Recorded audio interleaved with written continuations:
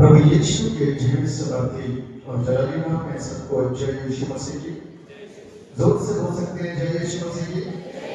हम जीवित परमेश्वर के घर में बैठे हैं तो हमारी आवाजें भी जीवित होनी चाहिए, हमारा शरीर जीवित अवस्था में बैठा होना चाहिए, क्योंकि वो परमेश्वर जो अद्भुत गवाहियों को देता और बनाता है वो हमारे बीच में है और वो जीवित है। तो इसलिए जीवित होने के प्रमाण हमारे रिएक्शनों से पता चलना चाहिए कि हम भी उसकी आवाज को सुनने वाले लोग हैं और अपने जीवित प्रत्युत्तर को दे सकते हैं। प्रभु को महिमा मिले। इससे पहले कि हम लोग वचन में आगे बढ़े, अपनी आंखों को बंद करेंगे, दुआ के साथ शरीक होंगे। सर्वस्माना जमीन के खाली का मालिक हमारे जिंदा बपस पानी हमें दृश्य को गुजार इस समय के लिए जो परमेश्वर आपने दिया, ये प्रभु जब हम रात्रि में मीठी निद्रा में थे उस वक्त में पिता परमेश्वर आपने हमारी सहायता करी कि तुम्हें पाँव आने वाले वो शत्रु हमको सुबह उठने से रोक ना सके, क्योंकि हमारे परमेश्वर हमारे संग हमारे साथ था और उसने हमको जीवित सुनाया और सुबह पुनः जीवित उठाया। इसलिए परमेश्वर आपके नाम को धन्यवाद अर्पित करते हैं और ये दुआ करते हैं पिता परमेश्वर इस वक्त हम आपको जानने के लिए यहाँ पर बैठे हैं और हम चाहते हैं कि प्रभु हम आपको अच्छे से जाने पाए और पिता परमेश्वर अपने कर्तव्यों को और अपनी सेवाओं को जो इस संसार में आपके कामों को प्रकट करती है उसको किस अंदाज में और कैसे करना है उसको भी जाने, क्योंकि हम सेनाओं के यहोवा के नाम को महिमा देने के लिए परमेश्वर के भवन में यहाँ पर उपस्थित और बैठे हुए हैं, ताकि जब भी हम यहाँ से बाहर निकले तो अपने उस जीवन के दाता को अपने जीवन, अपने स्वभाव, अपने कर्म से महिमा दे सके। धन्यवाद करते हैं इस बात के लिए कि जो कुछ भी हमने यहाँ पर आपसे मांगा आपने सब कुछ सुना। हम आपको धन्यवाद देते हैं, अपने आप को आपके हाथों में सौंपते हैं और ये प्रार्थना करते हैं मुझे नाचीज पर अपने दया करिए।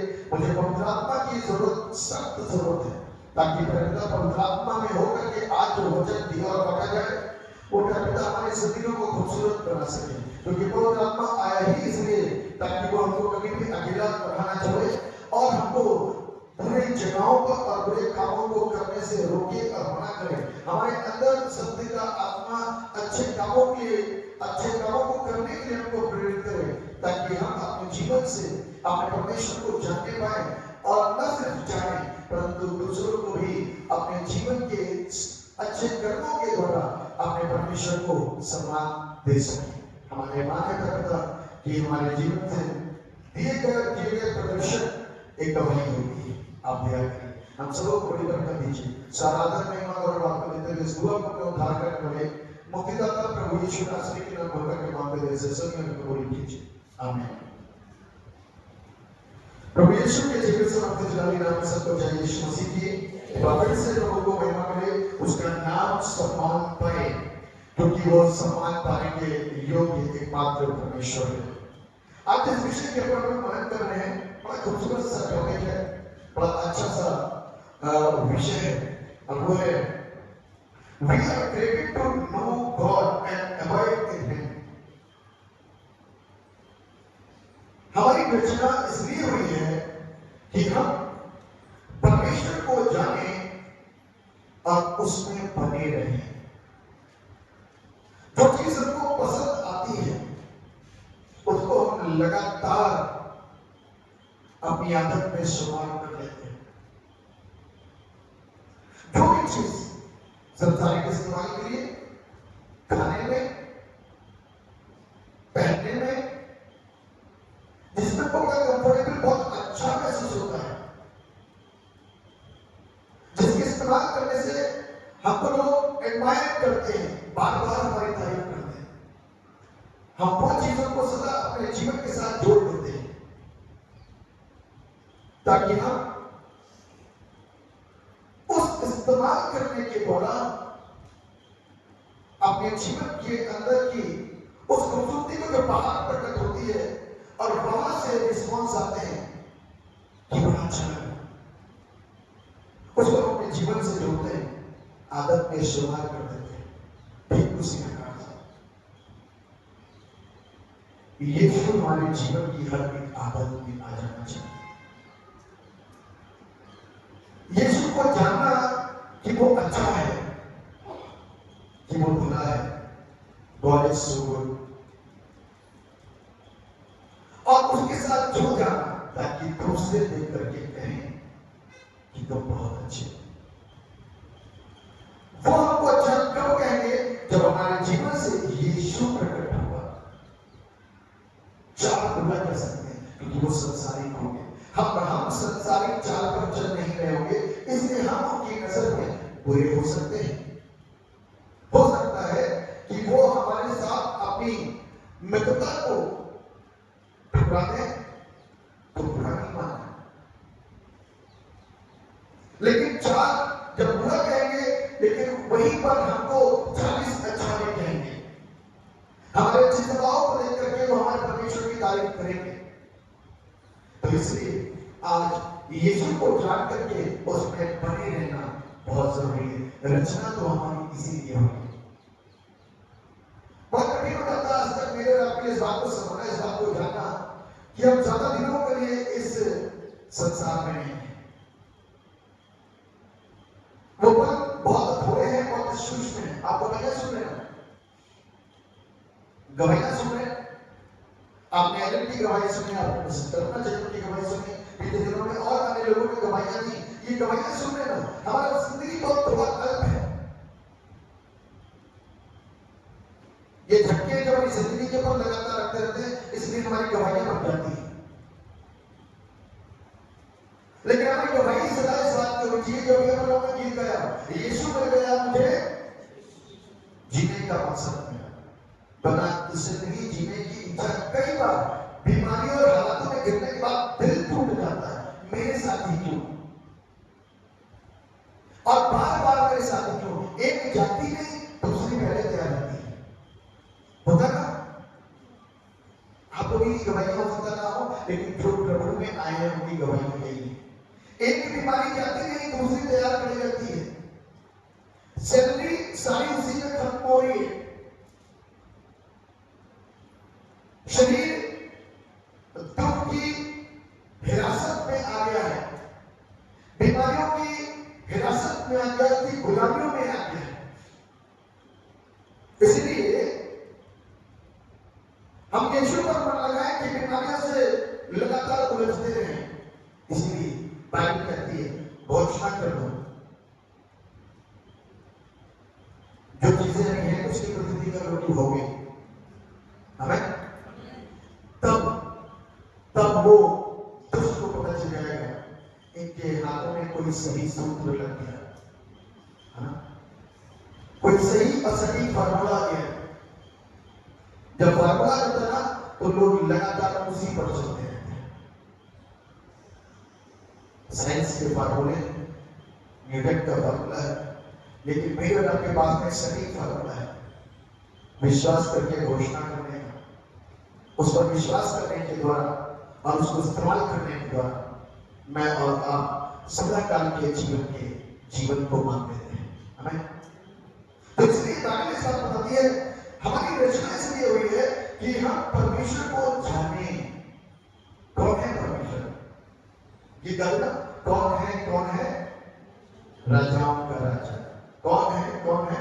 प्रभु का प्रभु। ये वो है जिसने रचना करी। तो अब हम सोच सकते हैं कि हमारे शरीर से छुपा हुआ नहीं है। 149 के पदों को यदि हम पढ़ते हैं ना तो उसके अंदर मेरी और आपकी रचना लिखी है। जब मैं गुप्त और गहरे स्थानों में रचा जा रहा था, मेरी एक एक हड्डियां जो छोटे पार्टों में मेरे शरीर की नजर छोटे तरीके से बढ़ती जा रही थी, वो परमेश्वर बना रहा था। तो पता भी नहीं है हम कितने से कितने कब हुए। ये वही परमेश्वर है, to know and follow Jesus Christ. लेकिन उससे पहले, फॉलो करने से पहले उसको जानना जरूरी है कि हम उसको फॉलो करें कि ना करें। जिस चीज को हम मान रहे हैं, जिस चीज की शिक्षा का हम अनुपालन कर रहे हैं, उसको जानना मेरे लिए जरूरी है। हम क्यों उसको फॉलो करें, क्यों उसके पीछे चलें, ऐसी खूबी क्या है उसके अंदर। तो अपनी सारी जिंदगी उस पर बिता दें, उस पर निछावर करते हैं। उसने तो कर दिया, अपने जीवन को, अपने शरीर को, अपने प्राण को, अपनी आत्मा को, अपने लहू को मेरे और आपके लिए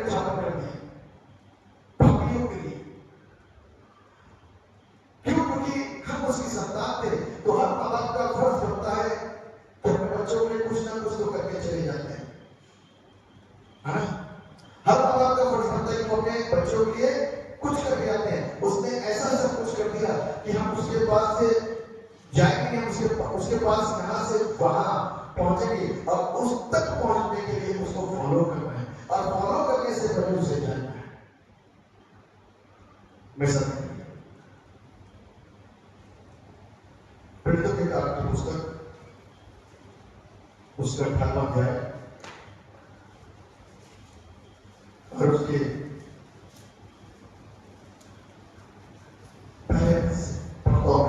लिखा है कुदुस नगर में, प्रेरितों के काम 18 और उसके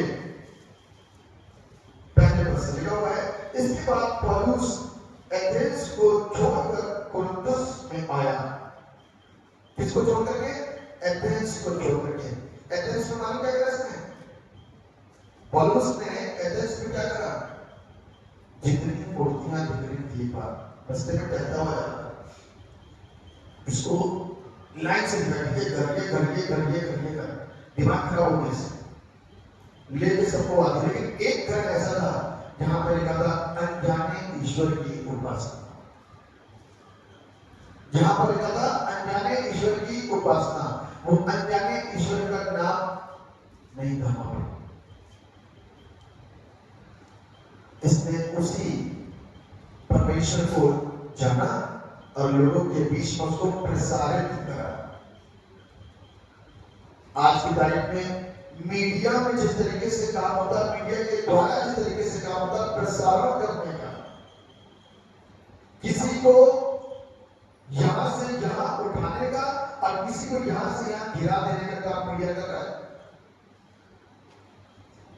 पौलुस उस यीशु को जो जान गया था व्यक्तिगत तौर से, लेकिन दूसरा जान रहा है या नहीं जान रहा है कोई मतलब नहीं, लेकिन वो लोग जाने इसके लिए जिसने प्रसारण का काम शुरू किया और जितनी गवाहियां दे सकता था, जितना प्रचार कर सकता था, जितने लोगों से वार्तालाप कर सकता था, जितना वाद विवाद कर सकता था, इसने किया, चूका नहीं।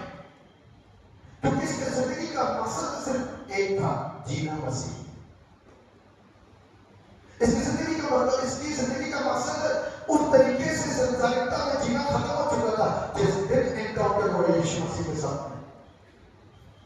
उस दिन से इसका वो संसारिक मकसद खत्म, अब एक अलग मकसद आ गया, यीशु मसीह को प्रसारित करना, उसका प्रचार करना, उसको यहां से उठा के मारे देना। क्योंकि सच्चाई कोई जान ही नहीं रहा था और सच्चाई कोई जान करके भी जानना नहीं चाहता, क्योंकि सच्चाई थोड़ी सी कड़वी होती है, सच्चाई को हमेशा दबाया जाता है। लेकिन पौल एक ऐसा प्रभु का शिष्य था कि जिसने प्रभु को और उस सच्चाई को ऊंचा उठाता गया, ऊंचा उठाता गया, ऊंचा उठाता गया, ऊंचा उठाता गया। और लोग इन 13 पत्रियों को पढ़ करके आश्चर्यचकित हो जाते। आज तक ये पत्रियों का इस्तेमाल होता है हर रविवार, हर सर्मन में, हर वचन में कोई ना कोई पौलुस को छू देता है, क्योंकि पौलुस बोलता है सदा कि उसके प्रचार करने से सिर्फ प्रभु को महिमा मिले। इसलिए यहाँ पर कहता है, इसके बाद पौलुस एथेंस को छोड़कर कुरिन्थुस में आया।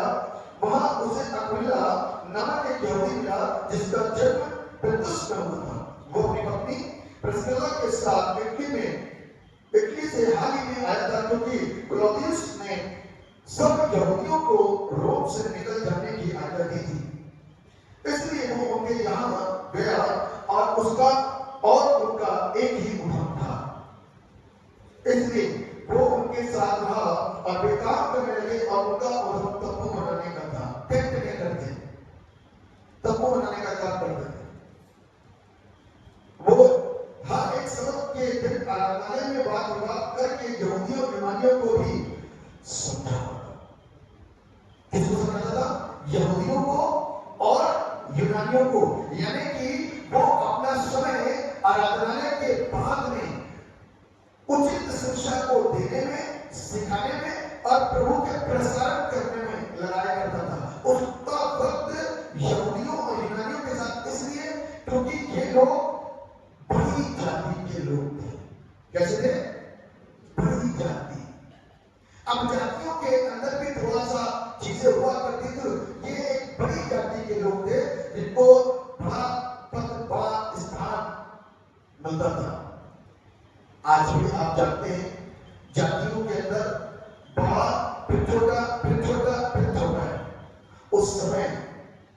सामरी एक सबसे गिरे हुए स्थान के लोग हुआ करते थे यहूदी की नजर में, परमेश्वर की नजर में। इसीलिए परमेश्वर ने उनकी बुद्धियों को खोलने के लिए इस बात को बोल दिया, जो प्रभु में है वो नई सृष्टि है।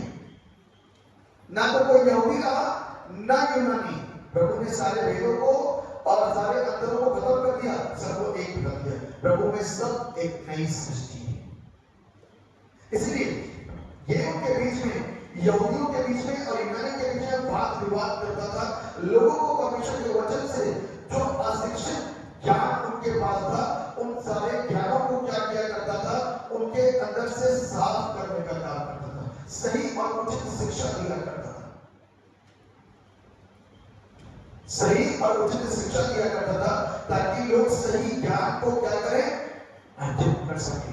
और जो शिक्षा उनके पास में गलत थी, उन गलत शिक्षाओं के लिए ही थोड़ी देर तक वाद विवाद होता था, क्योंकि पौलुस अपनी बातों को प्रूफ कर दिया करता था और यहूदियों और यूनानी के पास में कुछ भी उसका सामना करने की हिम्मत और दम नहीं होती थी, उनके पास ज्ञान नहीं था। और ये अपनी बातों से, कलाम से, सच्चाई से हर बात को प्रूफ कर दिया करता था। लोगों के अंदर इनके प्रति थोड़ी सी नफरत आने लगी। लिखा हुआ है, जब सिलास और तीमुथियुस मकिदुनिया से आए तो पौलुस वचन सुनाने की धुन में यहूदियों को गवाही देने लगा कि यीशु ही मसीह है। हमारी गवाही तो चंगाई होने की होती है, हमारी गवाही कई बार सेल्फ सेंटर्ड भी हो जाती है, लेकिन इसकी गवाही के अंदर एक मुख्य बात होती थी, वो क्राइस्ट सेंटर्ड होती थी। इसकी गवाही के अंदर एक मुख्य बात कि उसके जीवन का जीना मरना सब कुछ यीशु था, इसलिए उसकी शुरुआत यीशु से होती थी और उसका अंत यीशु से होता था। लिखा हुआ है, जब सिलास और तीमुथियुस मकिदुनिया से आए तो पौलुस वचन सुनाने की धुन में यहूदियों को गवाही देने लगा कि यीशु ही मसीह है। इस बात को जान लो कि यीशु के अलावा ना तो कोई था, ना है और ना कभी कोई होगा। कौन है वो यीशु? क्या मैंने जाना है, तुम भी जानो, व्यक्तिगत जानो, किसी के सुनाने से ना जानो, व्यक्तिगत अनुभव लो।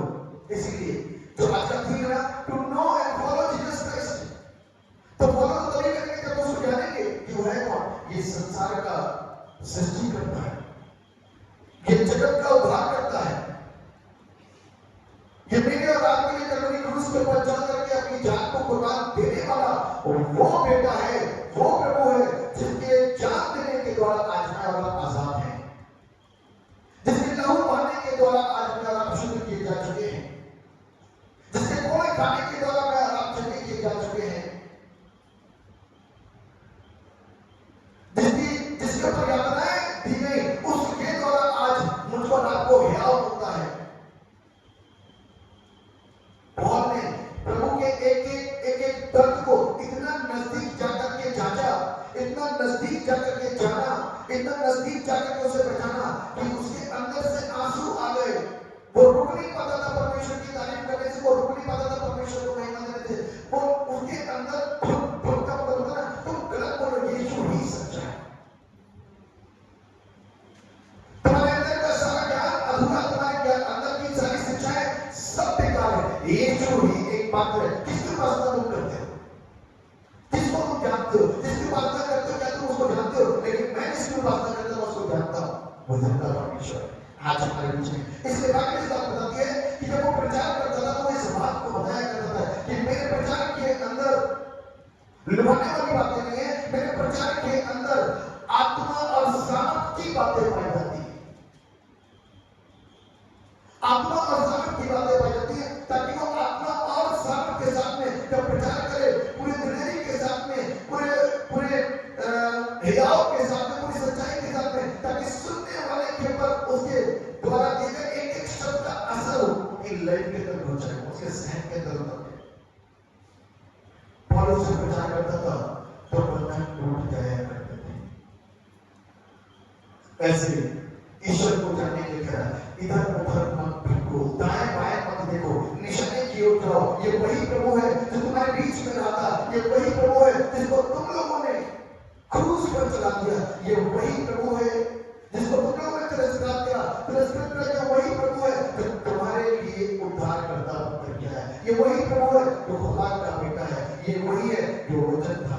वही है जो निधन हुआ, ये वही है जो उठा लिया गया। आज एक पावन पर्व मैं और आप मना रहे हैं। आपको मालूम है कौन सा पर्व है? एसेंशन। एक्चुअल में दिस फेस्टिवल ऑलवेज नेग्लेक्टेड। कभी नोटिस करा? एसेंशन का सेलिब्रेशन नेग्लेक्ट होता है। ईस्टर बनता है, गुड फ्राइडे मनाया जाता है, और उधर से पार करके आते हैं तो करते करते करते पेंटिकॉस्ट भी एक बार प्रचार कर दिया जाएगा। उसके बाद में पेंटिकॉस्ट चलता रहेगा, लेकिन एसेंशन जो है वो नेग्लेक्ट हो जाता है। कितने दिन होता है मालूम है? पुनरुत्थान का 40वां दिन एसेंशन का होता है। पुनरुत्थान का 50वां दिन पेंटिकॉस्ट का दिन होता है। पुनरुत्थान के बाद 40वां दिन, आपको मालूम है लोग 40 मानते हैं, जानते हैं? पता किसी को नहीं होगा, लेकिन 40वां मरना एक मैंडेटरी हो गया। अरे भैया आत्मा यही ना रहता है, यीशु मसीह की आत्मा भी देना, तो लोगों के अंदर जरूर आत्मा यही ना रहता, यहाँ नहीं रहना चाहिए। तो हम प्यार करते थे, उसकी आत्मा बीच में तो जाना चाहिए। 40वां मना लो। ये भ्रांतियों से मुझको और आपको निकल करके आना पड़ेगा। अरे भैया यीशु मसीह को अपने लोगों के बीच में मरने के बाद में प्रमाण दे रहा था कि वो जीवित है, मरा नहीं है। और ऐसे ही तुम भी जीवित हो जाओगे, ऐसे ही तुम भी उठा के जाओगे। एसेंशन कितना इंपॉर्टेंट है कि देखते ही देखते लोग देख रहे हैं, चीजें देख रहे हैं, वैसे ही दुनिया देखेगी। जब रैप्चर होगा ना तो दुनिया देखेगी मैं और आप ऐसे उठ रहे होंगे। और यीशु मसीह को झूठ जानते हुए देखा गया, और बाइबल कहती है जैसे तुम उसको जानते हुए स्वर्ग में जाते हुए देखते हो, वैसे ही उसको। लेकिन अब जमीन पर पैर नहीं होगा, अब पैर कहां होगा? बादलों में। कहां पर? मन की तरह बादलों पर यीशु राज। तो वो बादलों पर आएगा यीशु का, उसका पैर बादलों पर होगा। और जब वो बादलों पर आएगा ना, तब जितने प्रभु में सो गए हैं वो सब। आज वो फेस्टिवल है जिसको मैं और आप मना रहे हैं, और इतना इंपॉर्टेंट है हम लोगों का इस फेस्टिवल को मनाना इसलिए जरूरी है क्योंकि हमारे साथ भी वही हो रहा है। हमारा कार्य है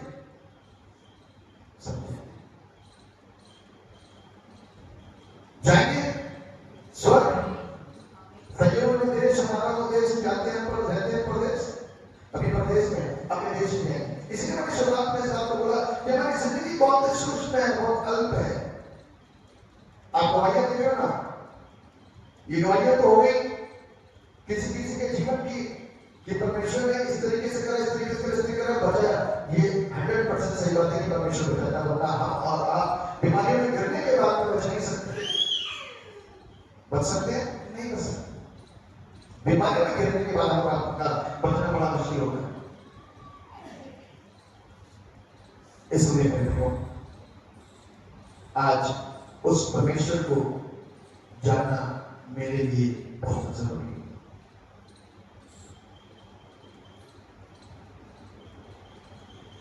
जब हम उसको जानेंगे तभी मैं और आप फैसला लेंगे कि उसके पीछे चलने की ना चले, है ना? मैं यीशु के नूर के साथ तो तभी चलूंगा जब उसको जाना। इसीलिए लिखा हुआ जब मैं विरोध और निंदा करने लगे तो उसने अपने कपड़े झाड़ कर उनसे कहा, तुम्हारा लहू तुम्हारी गर्दन ही पर रहे, मैं निर्दोष हूं, अब से मैं अन्यजातियों के पास जाऊंगा। क्या कहता है? लोगों ने विरोध करा जब यीशु मसीह को सच्चाई बता करके घोषित कर रहा था पौलुस, तो लोग उसका क्या कर रहे थे? विरोध कर रहे थे। एक झूठी और भ्रांत शिक्षा यहाँ दिलाओ, ये परमेश्वर का घर है, उस परमेश्वर, कौन से परमेश्वर की बातें कर रहे हो? मैं उसी परमेश्वर के विषय बता रहा हूँ जिसको तुमने अनजाना ईश्वर बताया है। मैं उसी परमेश्वर के विषय बता रहा हूँ जो तुम्हारे बीच में रहा। मैं उसी परमेश्वर के विषय बता रहा हूँ जो तुम्हारे लिए घोषित हुआ। मैं उसी परमेश्वर के विषय में बता रहा हूँ कि जो उठा दिया गया। मैं उसी परमेश्वर के विषय बता रहा हूँ कि जो आगे बढ़ रहा है, उसी का तो प्रचार कर रहा हूँ। आज तुम उसको जवाब क्यों नहीं रहे? तुम सिर्फ में बातें क्यों करते हो? जब ये प्रचार कर रहा था, जब इस तरीके से सिखा रहा था, तो लोगों को उसके ऊपर क्रोध आने लग गया। लोगों ने अपना विरोध जताया उसके, गलत काम कर रहा था। वो तो मर गया, खुद सुखा दिया। क्या तुमने अपनी आंखों से देखा नहीं कि उसको किस तरीके से मारा गया? वो बचा सकता था, तो अपने आप को क्यों नहीं बचा पाया? सबने उसको मरते हुए देखा, ये बोलते थे, लेकिन इन लोगों ने जीवित प्रभु यीशु को देखा, इसलिए प्रचार नहीं करते। आज की तारीख में भी जो पवित्र आत्मा से भरे हुए हैं, उनका सोचना अलग है, और आज जो साधारण है उनका सोचना अलग है। दोनों के अंदर आज भी कॉन्फ्लिक्ट चलता है। उनको समझ में आता नहीं, क्योंकि पवित्र आत्मा अलग शिक्षा है। पवित्र आत्मा अलग तरीके से मेरे जीवन के अंदर काम करता है। अब जो साधारणता जीवन को जीते हैं, वो और आप साधारण तरीके से संसारिक और बड़ी हुई शिक्षा का ज्ञान, उसका अनुभव नहीं होता उनके पास। बड़ी हुई बाइबल का सिर्फ ज्ञान होता है और उसका अनुभव नहीं होता। इसलिए दोनों का मिक्सर करके वो बातें करते हैं। लेकिन जिसके पास में पवित्र आत्मा का ज्ञान होता है, वो पवित्र आत्मा से बातें करता है। वो अपनी जुबान को, अपने दिमाग की बातें, अपनी जुबान के द्वारा अपने दिमाग की बातों का प्रचार नहीं कर रहा होता है, परंतु पवित्र आत्मा के द्वारा अपनी जुबान से हर एक बात को आज्ञा देता है कि उसकी ओर से जहन में आते हुए प्रचार कर दी जाए। ये कहते हैं, आगे लिखा है, कहता है कि तो उसने अपने कपड़े झाड़कर उनसे कहा, तुम्हारा लहू तुम्हारी ही गर्दन पर रहे। मैं निर्दोष हूं। मैं कैसा हूं? निर्दोष हूं। उसने अपने कपड़े झाड़े। मान लो बाइबल का एक रेफरेंस पूरा करना है। जिस घर में तुम जाओ और यदि वहां पर तुम्हारा स्वागत है, यदि वहां पर तुम्हारा सम्मान है, तो तुम्हारा कल्याण उस घर में फैलने पाएगा। कल्याण का इंग्लिश वर्ड जो होता है, वो तो ब्लेसिंग, जो आशीषों को लेकर के तुम जा रहे हो, वो आशीषें तुम्हारे उसके घर के अंदर फैलने पाएंगी। लेकिन जिस घर के अंदर प्रभु का निरादर होता है, कहता है अपने पांव की धूल उस जगह छोड़ करके चले जाना। स्वामी वो पांव जो परमेश्वर के वचन को लेकर के आते हैं, यानी कि जिस घर के अंदर परमेश्वर के लोग पहुंचते हैं, सच्चे दास, उनके द्वारा उनकी आशीषें पहुंचती है। आपको याद होगा बहुत अच्छी तरीके से एलिया जिस घर में पहुंचा था, मालूम है, उस घर के अंदर एक ऐसा माहौल था कि वो लकड़ियों को बिन करके ला रही थी एक औरत, दूरी, और याद होगा ना? और उसने एलिया जब पहुंचा, कहता मुझे भूख लगी, मुझे खाना दो। उसने कहा हमारे पास खाने को कुछ नहीं है, हमारे पास तो अब जाओ की लकड़ियां कटोरोगी, थोड़ा सा कुप्पी पर आटा और थोड़ा सा कुप्पी में तेल है, खाएंगे और जो सुने ना, खाएंगे और मर जाएंगे। कॉन्फिडेंस है मरने का, है ना?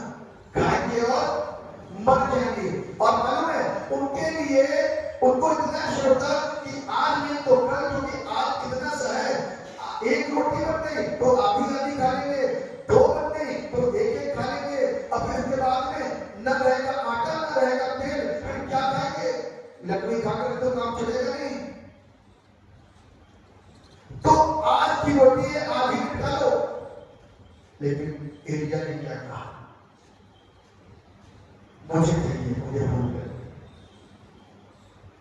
यदि तू आज खा लेगा तो आगे बढ़ जाएंगे। सोचो सकती थी, आज नहीं तो कल, कल नहीं तो परसों, कितने दिन तक रह सकते हैं? 8, 10, 15, 20, 25, 30, कितने दिन नहीं। उसके बाद में यूं वाला इंसान यूं हो जाएगा, है ना? और होते होते होते बीमारियां उसके शरीर का एक हिस्सा बन जाएंगी, और एक दिन उसके प्राण पखेरु हो जाएंगे, अब वो बच जाएगा। तो धन्य है वो परिवार, धन्य है वो परिवार। मैं इस परिवार को इसलिए धन्य कह रहा हूं क्योंकि ये आखिरी मोमेंट है, अब तो बचा नहीं है, अकाल पड़ा हुआ है। कहीं से गेहूं और मामला नहीं है, ये आखिरी मोमेंट है। आखिरी मोमेंट पे हर एक माँ बाप ये सोचते हैं कि हमारा कुछ भी कैसे दे दें, लेकिन उसने अपने कुछ नहीं में से इस बात को जाना कि जिंदगी भर मैंने बाइबल पढ़ी तो मैं खुदा को जो जानती हूँ उसी के बदले मार्ग पर चलूंगी। तो know and follow Jesus Christ. वो प्रभु को जानती थी, इसलिए उसने परमेश्वर के दास का क्या करा, आदर करा और वो लकड़ी पीट करके लाई और उसने क्या करा, रोटी बनाई और उस दास को खिलाई। उसके बाद में उस दास ने जो इस स्त्री ने इसका आदर किया था उसने उनको ब्लेस करा। क्या करा? जोर से बोल सकते हैं, ब्लेस किया। अगर वो ब्लेस किया तो बाइबल इस बात बताती है कि उसका आटा कभी खत्म नहीं हुआ, उसका तेल खत्म नहीं हुआ। This is the blessing. When the true servant of God comes in your house, जब एक सच्चा प्रभु का दास आपके घर में आता है ना, तो वो ब्लेसिंग जो लेकर के आता है वो कभी खत्म ना होने वाली आशीष होती है। कई बार हमारे वक्त आशीषें रुकी होती है, उसके आने से बंधन टूट जाते हैं। जैसे ही यीशु मसीह आया ना, मृत्यु का बंधन टूट गया और हम और आप आजाद और स्वतंत्र हो गए। हमें जब मृत्यु मेरे और आपके ऊपर सवार हो रही होती है और तांडव कर रही होती है, उस वक्त में जब हम घोषणा करके यीशु का बात दे रहे होते हैं, उस वक्त जैसे ही यीशु की एंट्री होती है तो बंधन टूट जाते हैं, बीमारी ठीक होनी शुरू हो जाती है। वो बीमारी जिसके लिए आज का साइंस होता है इलाज, वो बीमारी ठीक होती है। हमें विश्वास करते हैं ऐसे परमेश्वर पर।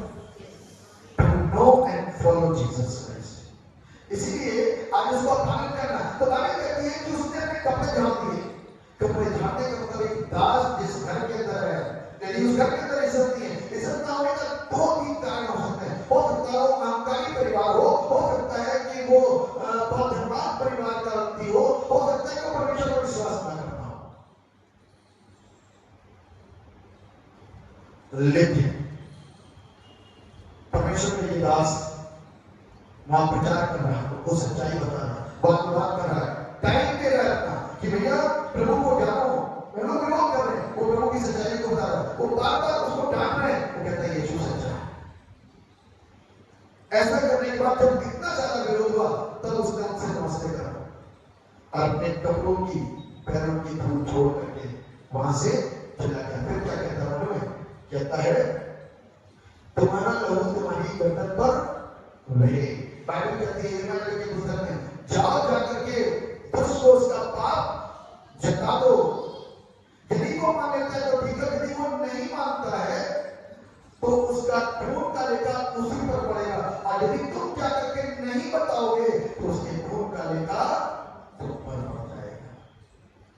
तो इसलिए सच्चाई को प्रकट करना, सच्चाई को बताना कर्तव्य बन जाता था। अब ये अपने कर्तव्य को निभा रहा था। इसीलिए लिखा हुआ है कि अब से कहता है कि तुम्हारा लहू तुम्हारी गर्दन पर रहे, मैं निर्दोष हूं। अब से मैं अन्य जातियों के पास जाऊंगा। किसी बात जाऊंगा? उस दिन पौलुस का रास्ता कहां की हो गया? अन्य जाति की तरफ।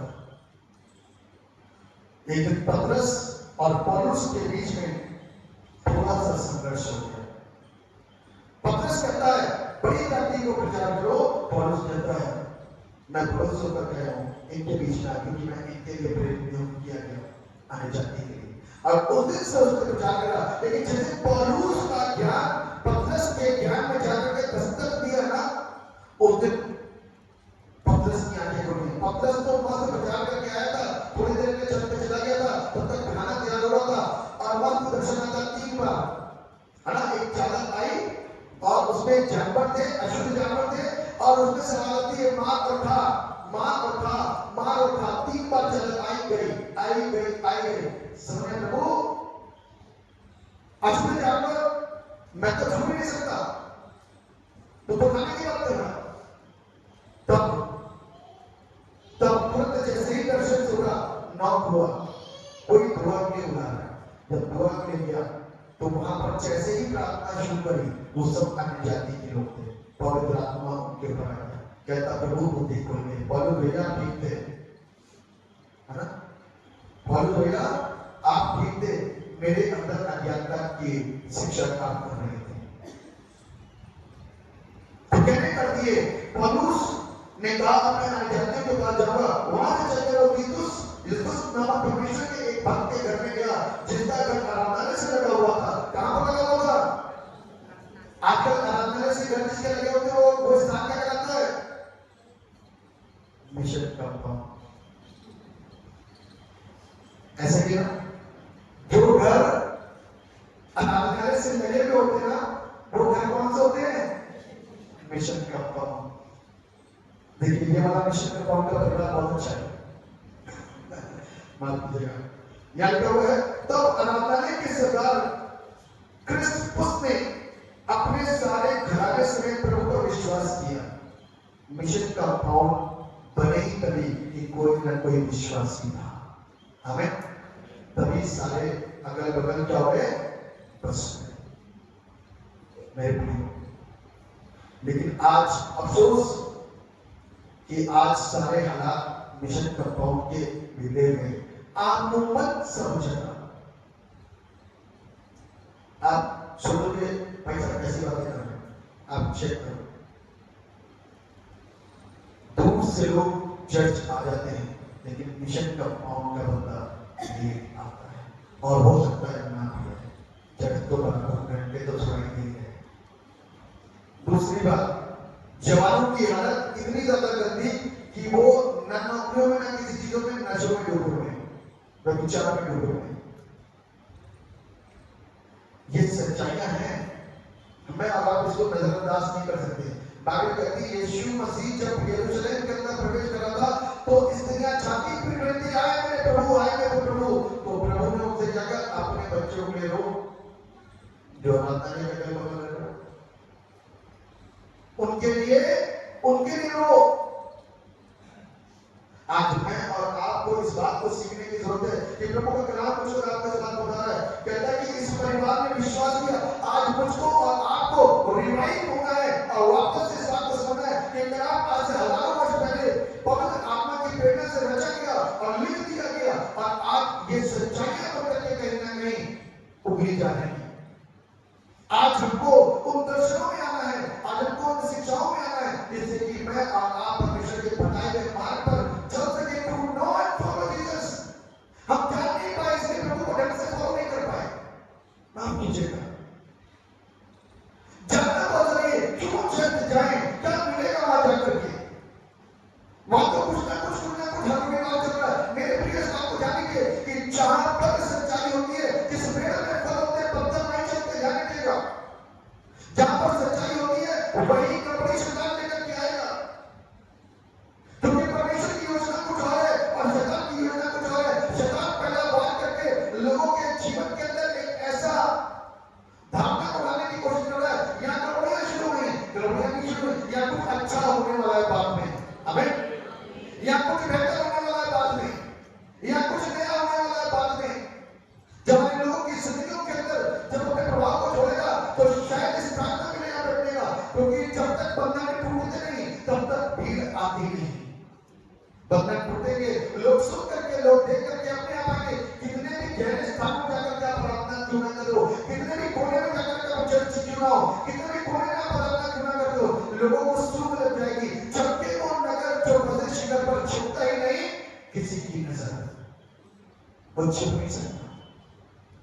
इसलिए बाइबल में कोई बात बताती है कि तब आराधनालय के सरदार क्रिस्पुस ने अपने सारे घराने समेत प्रभु पर विश्वास किया, और बहुत से कुरिन्थियों सुनकर विश्वास पाए और बपतिस्मा लिया। देखिए सीक्वेंस सही है ना, पहले विश्वास किया, कुरिन्थियों ने क्या करा, पहले क्या करा, विश्वास किया, और बहुत से कुरिन्थियों ने सुनकर विश्वास पाए और तब बपतिस्मा लिया। यही सीक्वेंस है, विश्वास, बपतिस्मा, उद्धार। अभी कुछ और चेंज हो गया है। पहले जैसे बपतिस्मा ले लो बीमारी चली जाएगी, तो आत्मा बपतिस्मा लेती भागेगी। को पहले जो बपतिस्मा ले लो, कोड़ निकल जाएगा, कैंसर निकल जाएगा, ये चला जाएगा, वो चला जाएगा। लोगों की गलत शिक्षा देने के द्वारा आज कई लोग पहले बपतिस्मा लेते हैं। विश्वास नाम की चीज हो या ना हो, मैं ज्यादा विश्वास करता हूं कि पहले दिन कोई विश्वास के साथ नहीं होता है, दूसरे दिन कोई विश्वास के साथ नहीं होता है, लेकिन विश्वास जब वही होता है तो अपने आप आता है। विश्वास जब वो वचन सुनता तो अपने आप आता है। विश्वास जब उसको सटीक ज्ञान होता है कि भैया इन सारी चीजों में, दाएं की चीजों के अंदर कुछ नहीं रखा है, मुद्दों में कुछ नहीं रखा है, सच्चे परमेश्वर के सच्चे ज्ञान में सारी चीजें रखी हैं, पढ़ोगे तो जीवन बदलेगा। तो विश्वास होता है। आज पहली बार सुना ये वचन, इसलिए यहाँ पे 10 पद है, क्योंकि मैं तेरे साथ हूं, कोई तुझ पर चढ़ाई करके तेरी हानि ना करेगा, क्योंकि इस नगर में मेरे बहुत से लोग हैं। इसलिए वो उनसे परमेश्वर का वचन सिखाते हुए 1.5 वर्ष तक रहा। बाइबल कहती है 90 पद के अंदर दर्शन है, देखिए 90 पद के अंदर दर्शन है।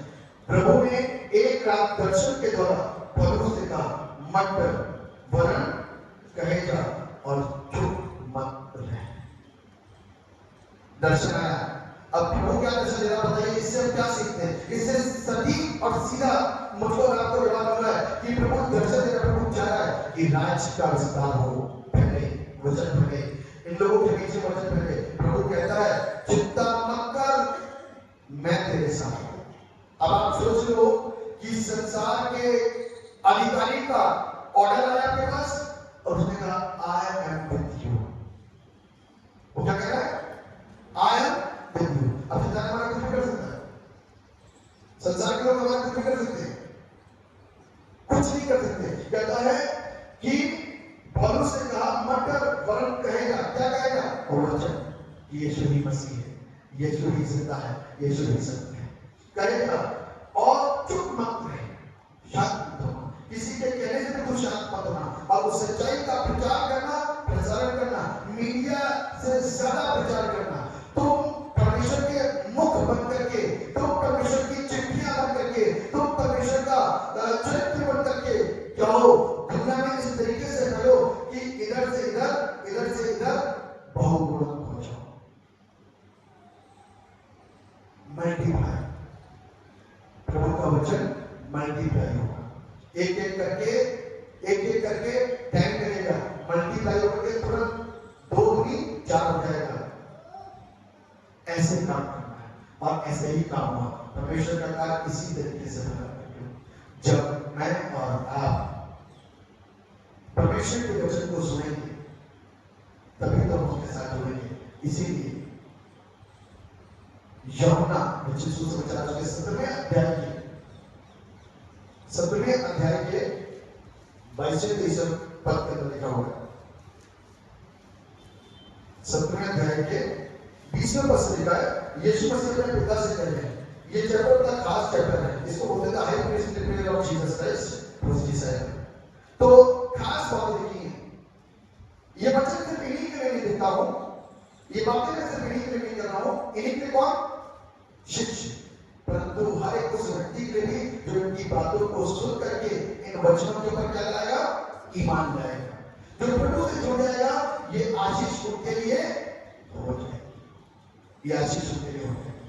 दूसरी बात, आप यहां पर देखिए प्रकाशित वाक्य उसका 21 अध्याय और उसकी हेडिंग में लिखा है नया आकाश और नई पृथ्वी। नया आकाश और नई पृथ्वी, यानी कि जब मैं और आप प्रभु को जानेंगे, जब मैं और आप प्रभु को जानेंगे और उससे जुड़ जाएंगे, तो उस दिन मैं और आप अलग होंगे। और जब बादलों पर ढल जाएंगे तो नया आकाश होगा और नई पृथ्वी। ये पृथ्वी नहीं होगी, वो अलग ही होगा। एक ऐसे स्थान जहां पर पवित्र लोगों का समान क्षेत्र रहता है, जहां पर कोई भी दूसरों को बुरी दृष्टि से नहीं देखेगा, नफरत की, ईर्ष्या की दृष्टि से नहीं देखेगा, झगड़े की भावना से नहीं देखेगा, विरोध के साथ नहीं देखेगा, परंतु सब एक जैसी सोच के लोग होंगे। तो इसलिए आज मेरे और आपके लिए इस बात को जानना और इस बात को सीखना इतना ज्यादा जरूरी है कि मैं और आप उस परमेश्वर जाने की हमारी रचना इसलिए हुई है। इसलिए मेरी और आपकी रचना हुई है कि मैं और आप परमेश्वर में जानने के बाद में बने रहें। 2 बातें, जानो और अबाइड उसमें बने। ये 2 चीजें बड़ी इंपॉर्टेंट है और हम उसमें तभी जुड़ सकते हैं जब हमको कुछ बेनिफिट होगा। पॉलिसी तो मेरे रखी होगी एलआईसी की, कोई ना कोई पॉलिसी तो हमारे पास होगी ही। कब लेते हैं जब कुछ फायदा होगा, फायदा जरूर देते हैं। तो प्रभु यीशु मसीह के पास आने से फायदा है। अरे हाथ उठ रहे थोड़े से फायदा है, तो सौदा गलत नहीं है ना, सौदा गलत नहीं। तो उसके साथ जुड़ना, उसमें बने रहना मेरा ही लाभ होगा, मेरा ही फायदा होगा। हम सब जितने हाथ उठे, हम सब महान गीत हम मिलेंगे बादलों पर, जो नहीं हो गए महाबल को नहीं होगा, देखेगा सारा जहां नीले आसमान के पार।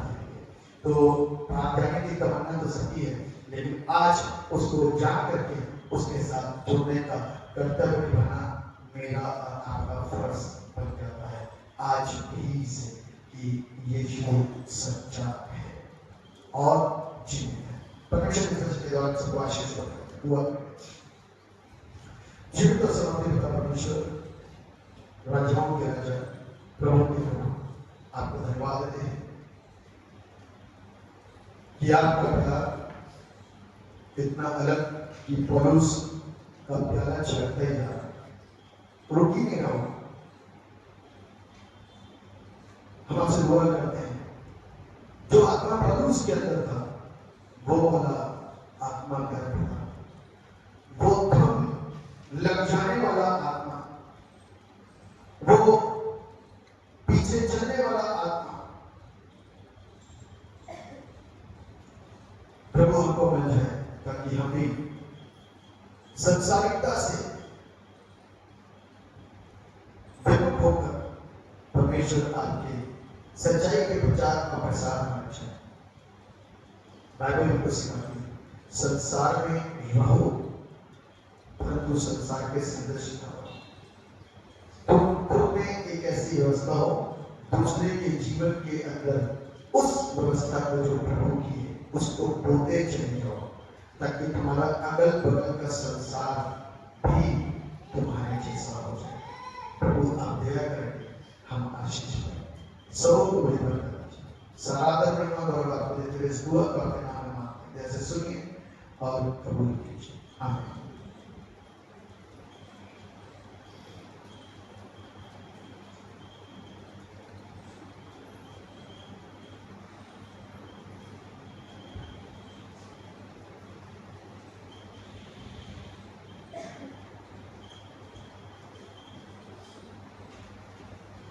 हम सब अपने स्थान पर खड़े जाएंगे और अपनी नित्य के विश्वास वचन की घोषणा करें।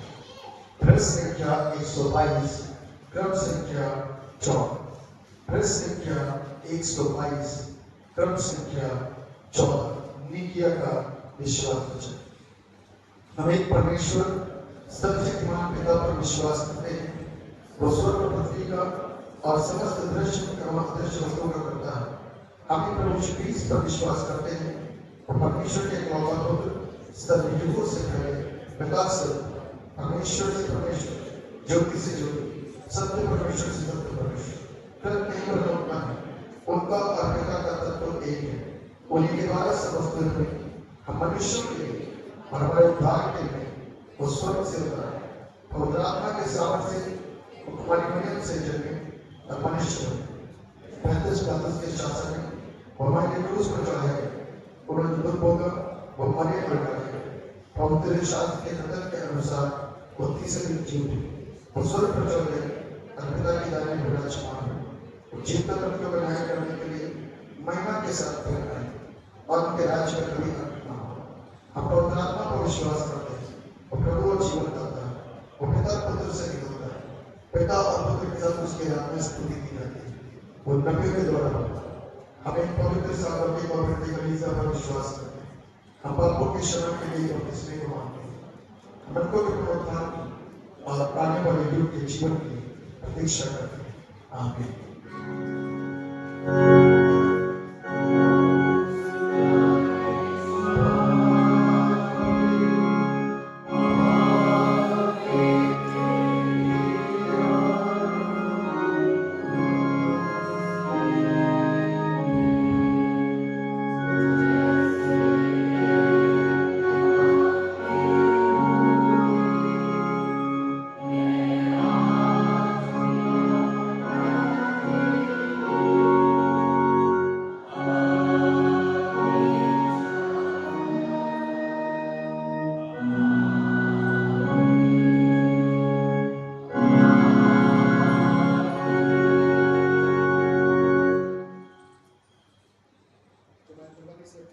बैठ जाए।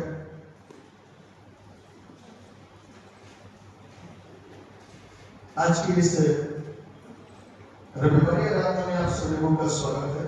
जितने लोग यहाँ पर मौजूद हैं, परमेश्वर आप सबको बहुत आशीष दे और अपनी महिमा के बधाई के साथ में सम्मान करें। हमारी चर्च की टाइमिंग सुबह 9:30 बजे। संडे स्कूल जैसे कि आप